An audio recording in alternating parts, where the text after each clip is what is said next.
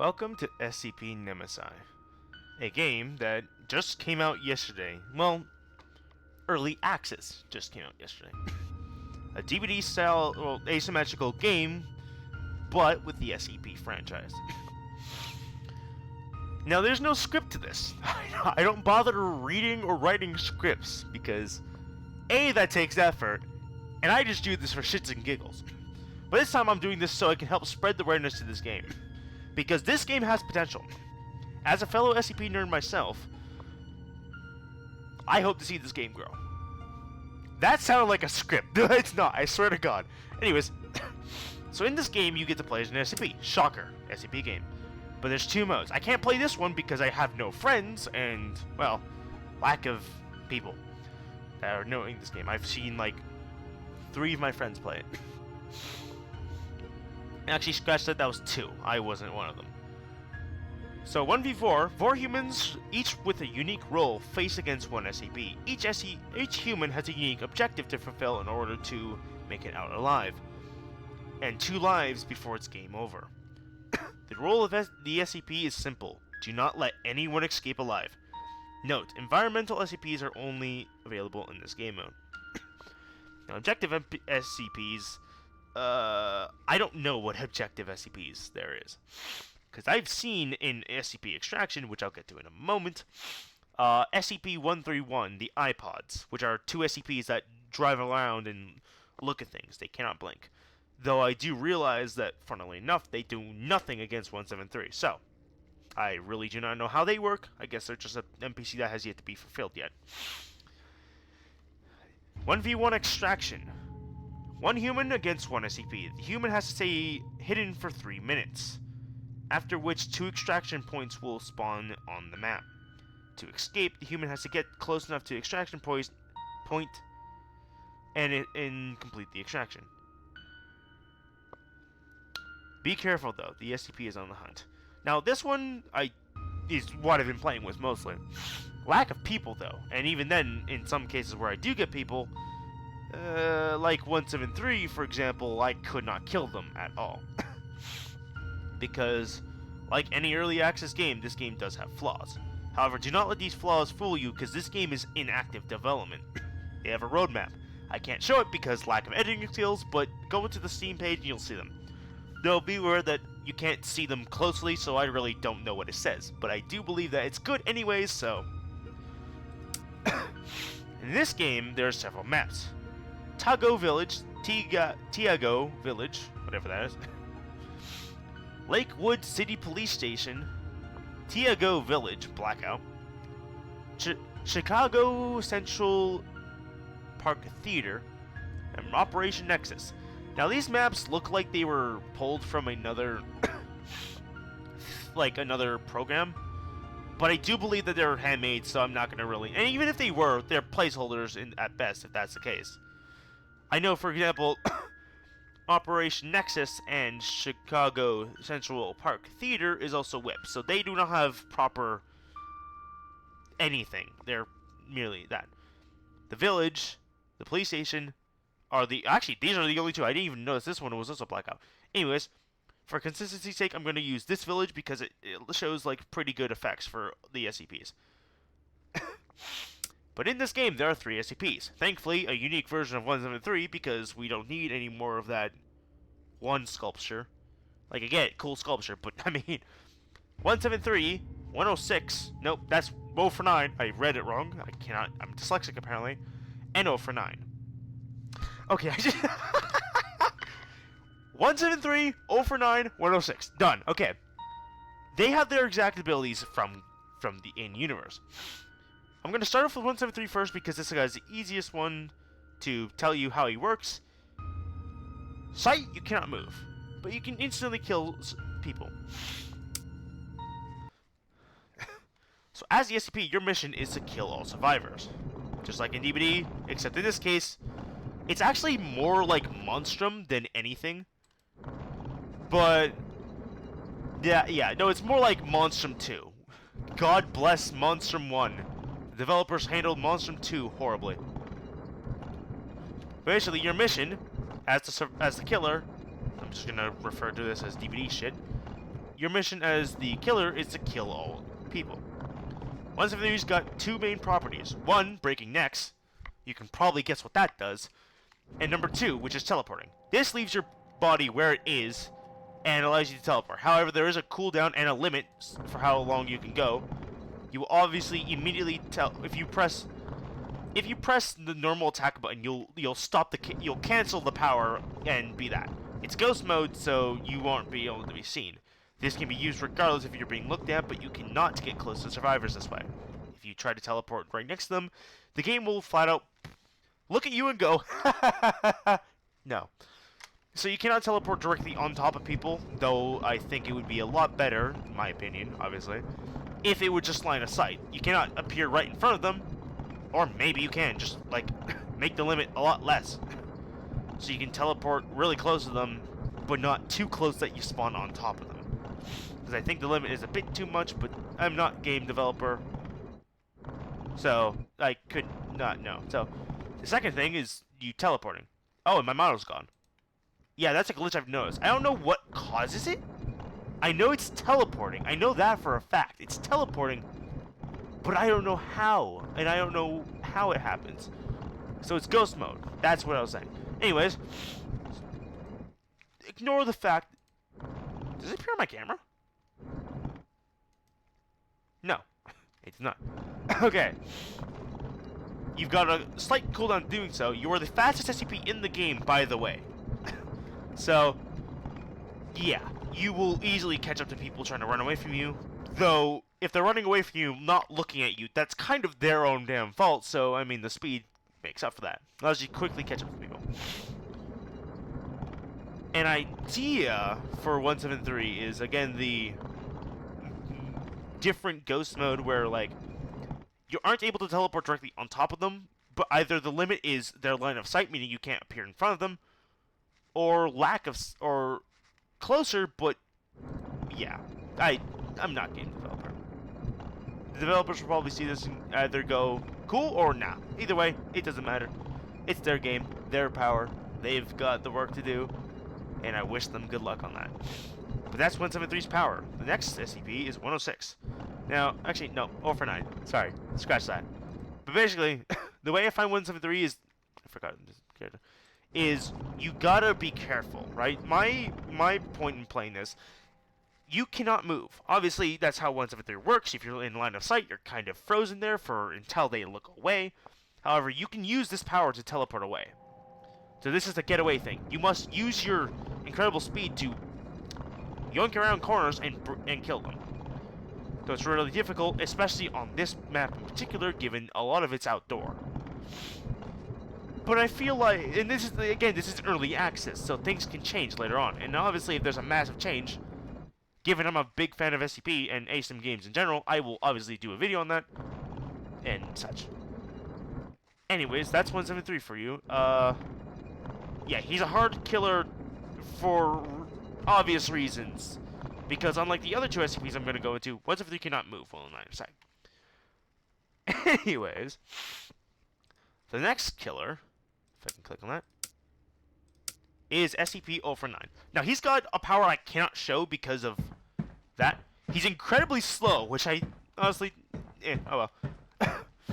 His power is his literal saw blade, bone saw, if I'm correct, and then his needle. His needle infects people, and if they get to 3 infection, which it's 1, 2, and 3.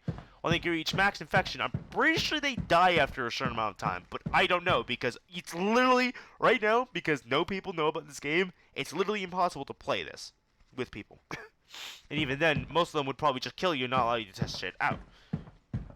But basically, this needle thing infects people, and when they're fully infected, I'm pretty sure they die. I don't know. His second ability is when you kill someone. When you kill someone, you're able to resurrect them and such. Now, this one actually, the zombie that moves around is AI controlled. Hopefully, it's not as bad. Hopefully, it's not as bad as Nemesis zombies from DBD. But what is interesting is that he's not just a guy who spawns a lot of zombies and they roam around. No. You can switch to them and control them. It's actually quite neat, and I actually really like it. Though this is coming from a Twins and Dollmaster main, so I mean, not a big surprise there. Basically, you're able to control these zombies and cut people off, obviously. But unlike the zombies, however, 0 for 9 is not AI controlled afterwards. Meaning, when you're controlling a zombie, 0 for 9's chilling there, making a cup of tea and talking to himself. So you'll have to be careful on there, because you won't be able to. If you control 0 for 9 only, then you'll have 2 people or more, depending on how many zombies you have, attacking multiple people at the same time. I don't know how the attacking system works because it's really wonky, but again, early access, don't judge it. So, but basically, that happens. So you're able to control multiple things at once. However, when the zombies are not moving, when the zombies are not being controlled, they're kind of wandering around on their own. I don't know if they can chase survivors. I'm guessing they can. I mean, I'm pretty sure I did see it the one time I actually got it to work. But either way, oh well. An idea, I will always have ideas for this shit. Obviously, developers, if you are watching this, you can flat out just say fuck you and ignore me. But it really depends. On one hand, an idea is maybe have 0 for 9 have a ability to command a zombie from another area to control an area. If you've played Knight in DBD, you kind of can have an idea. Basically, you toggle an area. Maybe you target a zombie and then you toggle 2 points, and the zombie will patrol around these points, and then obviously make it difficult. Though again, this is just an idea, and it's not something that will obviously have to be done. Obviously, this is not my game. I'm just a consumer. But yeah, he is actually probably also one of the ones I might main outside of 173. But either way. The next killer is, I think, actually the hardest one to play because of, well, we'll see. Anyways, next one is 106. However, if you know what 106 is, if you even know what SCP is, if you don't, why are you in this freaking video? Go read up on SCP. It's an amazing franchise. I've got not behind me anymore. I've got, like, in an area, like a bunch of SCP documents just printed out. Why? Because I like reading, and because they look cool. Because no one could walk in the room and I'd be like, I'm a secret agent. Anyways. The SCP we're talking about now is 106. Now, he has a multitude of abilities. A lot of them actually pretty powerful if used correctly. Anyways, but his main gimmick is, you can probably guess, his lack of collision with the environment. This can lead to funny moments where you can literally just walk outside the map. But whatnot. But you can probably read at the bottom right there, the pocket dimension. Because yes, they implemented the pocket dimension. And yes, you can just walk out of the map. There are glitches with this guy, as always, because 106 is a notoriously difficult character to make. But why not? His main gimmick is that his main power is, again, the walking through walls, but he can also go into the pocket dimension. Why you would want to go into the pocket dimension? Because unlike 0 for 9 and 173 who kill their prey, you drag them down to your pocket dimension. Pocket dimension is, well, a labyrinth. Here, I've noticed that you move faster. Maybe the speed can be buffed. I don't know. Again, not me. I'm not the developer. I'm just some random fool who found it and love it. His second ability is the right click. Right click will create a pool, which I'm pretty sure just slows people down. It doesn't last for very long, but it lasts. Which obviously slows down people, so you can place it in spots to slow them down and such. I've also noticed that the pocket dimension is constantly shifting, which is actually pretty fucking cool, actually. The pocket dimension in Secret Laboratory doesn't do that, which is a missed potential, Mr. What was the developer's name? Hold on. It was a missed, it was a missed opportunity, Northwood Studios. Hire me. Anyways. Don't hire me. I suck at everything. I'm just a person who plays games. I don't know anything about game development. His second ability is floor dependent. Which you can probably see at the bottom, which is sink through floor. Because 106 can sink through grounds, he can do that. However, when you're walking on a object above, you're walking on a floor above another floor, you don't sink directly through the floor. You can control when you do that, which is just pressing the left. Oh, Alt. Sorry. It's very finicky though, so be aware of that. His second ability, which you saw me charging up, which is the teleport point. This can be placed literally anywhere you want, and it will teleport you there. Which immediately teleports you directly to it. Not immediately, it has a charge up as you just saw. But it goes anywhere. Also, that looks like the DVD thing. Anyways, it teleports you directly to that spot. So, obviously, whatnot. But it's not. It's also really easy to break the game. For example, if I just do it up there, now you won't see it, but you'll see it in about 3, 2. Never mind. But you can easily get out of any glitch situation by teleporting to the pocket dimension and teleporting out. Also, I swear that's literally just... I don't know. His main thing is that there are vaults on maps. I never actually saw a single one here. The vaults, however, are pretty finicky, so, I mean, as a survivor, you're kind of screwed if any of the SCPs find you. But because 106 can pass right through it, he has no regard to that whatever. Like, he gives zero shits about that loop you're running, as you can just walk through. Certain things like that, it doesn't let you walk through because the way up is this way, which it should be also that way for, you know, Mr. 106. An ability! Oh, hey. I didn't even know this was here. But also, I like how it just does that. But yeah, I really like this. Like, 106 is actually really fun, like, to mess around with. But yeah. This game is, again, early access and early development, so it's not... Oh. Well, I mean... It's not cool. Oh! Pocket dimension. Hey, yo, my pocket dimension, guys! Oh my god, I can actually just teleport to my pocket dimension. Yeah, okay. So I'm in my pocket dimension, right? Now this is another thing you can kind of do with 106 specifically. Is, you can kind of... Oh, it's funny. That's the funny bit. I like how it's randomly generated. Or, like, constantly shifting. Because it completely messes with the people's, like, whatnot.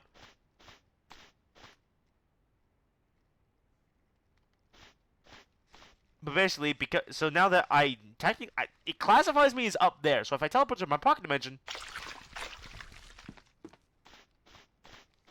and that's the thing. It also classifies as a speed boost.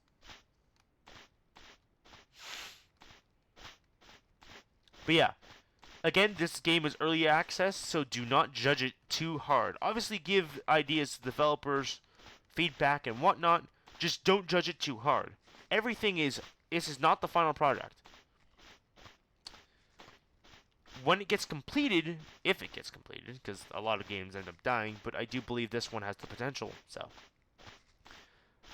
don't judge the game too hard, because again, there's other games you can judge too hard, like Garten of Banban. That game can burn, I do not care.